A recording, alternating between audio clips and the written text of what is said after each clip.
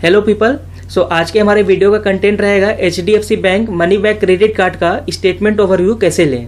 But video शुरू करने से पहले मैं एक डिस्क्लेमर ऐड करना चाहूँगा कि जो आगे जो भी मैंने पर्सनल डिटेल है ना मेरा, उसे मैंने हाइड करके रखा हुआ है और उसे मैंने ब्लर कर दिया है। सो आई होप आप लोग समझोगे इसे। So let's get into the detail. So जैसे कि आप देख सकते हो, जब भी आपको मनी बैक क्रेडिट कार्ड का स्टेटमेंट जनरेट होकर के मिलेगा तो लेफ्ट हैंड साइड में आपको पर्सनल डिटेल आपका लिखा हुआ रहेगा। For example your name, email ID और एड्रेस।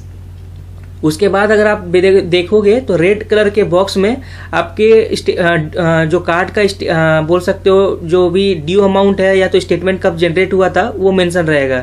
फॉर एग्जांपल देखो, जैसे कि मैंने यहाँ पर मेंशन है कि स्टेटमेंट डेट मीन्स आपका जो भी स्टेटमेंट है ये कब जनरेट हुआ है वो मेंशन रहेगा। फॉर एग्जांपल मेरे केस में 14 नवंबर 2021 को स्टेटमेंट जनरेट हुआ था।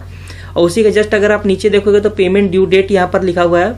फॉर एग्जांपल मेरे केस में 4 दिसंबर 2021 को पेमेंट ड्यू डेट यहाँ पर लिखा हुआ है।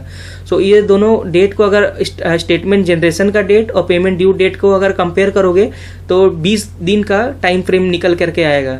मीन्स जब आपका स्टेटमेंट जनरेट हो जाता है तो HDFC आपको लगभग 20 दिन का समय देता है आपको भी जो भी मतलब ड्यू अमाउंट है उसे पेमेंट करने के लिए। और उसी के जस्ट अगर आप बगल में देखोगे तो टोटल ड्यू लिखा हुआ है। फॉर एग्जांपल मेरे केस में 238 रुपीज़ ड्यू अमाउंट है और जस्ट उसी के बगल में मिनिमम अमाउंट ड्यू, तो मेरे केस में जैसे कि यहाँ पर 200 रुपीज़ मेंशन है। जैसे कि मैं पहले वाली वीडियो में बताया हुआ था कि हमेशा जो मिनिमम ड्यू अमाउंट है उसे आप पेमेंट नहीं करें, हमेशा जो टोटल अमाउंट जो आपका बना हुआ ड्यू अमाउंट उसे ही पेमेंट करें। क्योंकि अगर इनकेस अगर आप मिनिमम ड्यू अमाउंट पेमेंट कर देते हो तो आपका जो रेस्ट ऑफ द अमाउंट है उसमें आपको इंटरेस्ट चार्जेबल हो जाते हैं। और उसी के जैसे कि नीचे में आप देख सकते हो ये क्रेडिट लिमिट लिखा हुआ है कि कितना आपका कार्ड का क्रेडिट लिमिट है और अवेलेबल क्रेडिट लिमिट कितना बचा हुआ है वो यहाँ पर मेंशन रहेगा और अवेलेबल कैश लिमिट कितना है वो मेंशन रहेगा। और ये जो ऊपर वाले बॉक्स है जो इसे मैंने ब्लर किया हुआ है ये आपका कार्ड नंबर यहाँ पर लिखा हुआ रहेगा।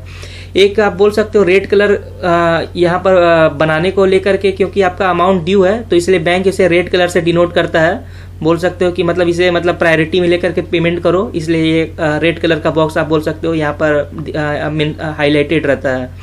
उसी के अगर आप नीचे जाओगे तो ब्लू कलर का बॉक्स में अकाउंट समरी लिखा हुआ रहेगा। मीन्स पिछला बार आपका कितना कार्ड का मतलब बिल अमाउंट शो आया था, ड्यू अमाउंट बोल सकते हो, ड्यू अमाउंट आया था वो यहाँ पर मेंशन रहेगा ओपनिंग बैलेंस में। फॉर एग्जांपल मेरे केस में 6073 रुपीज़ 38 पैसे हैं। और फिर मैंने कितना पेमेंट किया और कितना क्रेडिट्स आया। क्रेडिट्स आने का मतलब होता है कि आपने पिछले बार जो शॉपिंग किया हुआ होगा और फॉर एग्जांपल आपको कोई आइटम पसंद नहीं आया और उसे आपने कैंसिल कर दिया और कैंसिल करने के बाद जो भी रिफंड अमाउंट है वो उस बिलिंग साइकिल में नहीं आ करके इस बिलिंग साइकिल में आपका क्रेडिट हुआ है तो वो मतलब यहाँ पर शो हो रहा है। आप देख सकते हो जैसे कि लगभग 450 400 समथिंग यहाँ पर जो क्रेडिट आए हैं वो मेरे पिछले वाले बिलिंग साइकिल से यहाँ पर मतलब क्रेडिट किए गए थे। और उसी के जस्ट बगल में आप देख सकते हो परचेस या तो डेबिट्स लिखा हुआ है। मैंने कितना इस महीना परचेस किया हुआ है या तो डेबिट कितना हुआ है वो यहाँ पर मेंशन रहेंगे। और फाइनेंशियल चार्जेस इफ़ एनी यहाँ पर है तो मेरे केस में जैसे 0 रुपीज़ है। तो फाइनेंशियल चार्जेस वो होते हैं, फॉर एग्जांपल आपने कोई EMI अगर आपने करवा रखा है तो उसमें IGST और SGST बोल करके कोई जो चार्जेस रहते हैं तो वो चार्जेस यहाँ पर आपको हाईलाइटेड रहेंगे। तो मैंने कोई ऐसा अभी तक कोई ट्रांजेक्शन नहीं किया है इसलिए मेरे केस में 0 है। सो ये टोटल अगर आप इक्वेशन को सॉल्व करोगे, for example opening balance minus payment और क्रेडिट्स प्लस परचेस और debits plus financial charges is equals to total due amount, तो वो जो आप पूरा सम को अगर आप सॉल्व करोगे तो 238 रुपीज़ जो भी आपका अमाउंट बन रहा है वो आपका ड्यू अमाउंट रहेगा। और उसी के जैसे कि नीचे में अगर देख सकते हो तो पास्ट ड्यू अगर कुछ है तो यहाँ पर मेंशन रहेगा। और उसके जैसे कि नीचे अगर फिर आप बढ़ोगे तो ये जो ब्लू रंग का जो सबसे बड़ा बॉक्स बना हुआ है ये आपका एक डिटेल स्टेटमेंट मेंशन रहेगा क्रॉस चेक करने के लिए कि आपका कार्ड कौन से डेट में कहाँ पर यूज़ हुआ है और कितना अमाउंट वहाँ पर आपने यूज़ किया हुआ था। सो ये पूरा एक डिटेल स्टेटमेंट आपको दिया हुआ रहेगा ब्लू बॉक्स के अंदर में। उसके बाद अगर आप फिर नीचे बढ़ोगे तो आपका रिवॉर्ड्स पॉइंट आपका कितना इस बार इस बिलिंग साइकिल में आपको क्रेडिट किया गया है तो वो मेंशन रहेगा।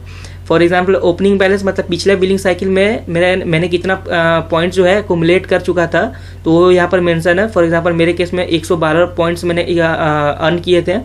उसके बाद इस महीने मैंने कितना अर्न किए हुए हैं तो 36 पॉइंट यहाँ पर इस महीने अर्न किए हुए हैं। और डिसबर्स मतलब होता है आपने इस महीने कोई रिडीम वगैरह किया है कोई भी गिफ्ट वाउचर को यूज़ करने के लिए, तो वो यहाँ पर मेंशन रहेंगे। फॉर एग्जांपल मेरा अमाउंट उतना नहीं है कि मैं जो भी है उसे डिस्पर्स कर सकूँ या तो उसे रिडीम कर सकूँ, तो इसलिए यहाँ पर 0 शो हो रहा है। और एडजस्टेड या तो लेफ्ट, अगर कोई आपने प्रोडक्ट खरीदा है और उसे कैंसिल वगैरह करवा दिया है तो जो आपने पॉइंट अर्न किया होगा तो वो मतलब एडजस्टेड या तो लेफ्ट कैटेगरी में आएगा। तो मेरे केस में जाके यहाँ पर 4 है। तो मैंने बताया था कि 400 समथिंग रुपीज़ मैंने कैंसिल करवाया था और क्रेडिट मेरे कार्ड में हुआ था। सो वो जो पॉइंट है उसका यहाँ पर आप देख सकते हो एडजस्टेड या तो लेफ्ट में यहाँ पर शो कर रहा है। और टोटल ये जो सम है अगर आप इसे सॉल्व करोगे तो क्लोजिंग बैलेंस में आएगा 144 पॉइंट्स। और कोई अगर पॉइंट आपका एक्सपायर वगैरह हुआ है या तो कोई भी एक्सपायरिंग है अगर नेक्स्ट 30 डे में 30 डेज और या तो नेक्स्ट मंथ में, तो यहाँ पर मेंशन रहेगा। सो मेरे केस में देखिए आप 0 और 0 पॉइंट यहाँ पर आपको शो हो रहा होगा। और फिर अगर आप नीचे बढ़ोगे तो देख सकते हो ये पूरा HDFC अपना एडवर्टाइजमेंट किया हुआ है, ऑफर्स वगैरह के इन्फॉर्मेशन रहता है और कुछ इंपॉर्टेंट इन्फॉर्मेशन आप लोगों को अलग से दिया जाता है यहाँ पर। और फिर other offers on your card ऐसे करके यहाँ पर एक आप लोगों को बैनर आप लोगों को दिया जाता है। मतलब ये for the sake of advertisement आप लोगों को दिया हुआ रहता है, तो इसका कुछ खास यूज़ आपका नहीं है। जैसे कि इस वीडियो में मैंने आपको कार्ड का स्टेटमेंट जनरेट होता है उसका एक ओवरव्यू आप लोग को लेना सिखाया, और जस्ट इसके बाद जो रहेगा वो मैं कैसे बिल पेमेंट करना है वो कार्ड को, मतलब जो भी आपका अमाउंट जो बना हुआ है उसको बिल पेमेंट कैसे करेंगे आप लोग, तो उसका एक मैंने वीडियो बना करके, एक वो भी शॉर्ट वीडियो रहेगा, तो वो बना करके मैं आप लोगों को डाल दूंगा। सो इसी नोट के साथ this is Rajnandan Singh signing off. Thank you.